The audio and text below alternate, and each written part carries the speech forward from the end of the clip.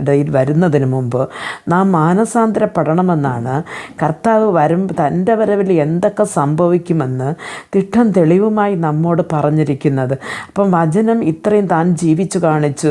ലാസ്റ്റിലെ ശിഷ്യന്മാർ തൻ്റെ വരവിൻ്റെ അടയാളം എന്ത്, അല്ലെങ്കിൽ ഈ ലോക അവസാനത്തിൻ്റെ അടയാളം എന്ത് എന്ന് കേട്ടപ്പോൾ ഈ ലോക അവസാനത്തിൻ്റെ അടയാളത്തെക്കുറിച്ച് പഠിപ്പിക്കുമ്പോൾ പറയുകയാണ്, കാഹളദൂതൻ ആ മനുഷ്യപുത്രൻ്റെ ആ ഒരു വരവിൻ്റെ അടയാളം ആകാശത്ത് കാണുമ്പോൾ കാഹളധ്വനി ഒരിക്കും. കാഹളധ്വനി ഊതുമ്പോൾ അത് ഈ പറഞ്ഞതുപോലെ തന്നോട് ചേർക്കപ്പെടുന്ന തൻ്റെ വിശുദ്ധന്മാരുടെ കാതുകളിൽ മാത്രം തന്നെ ആ ധ്വനി കേൾക്കപ്പെടും.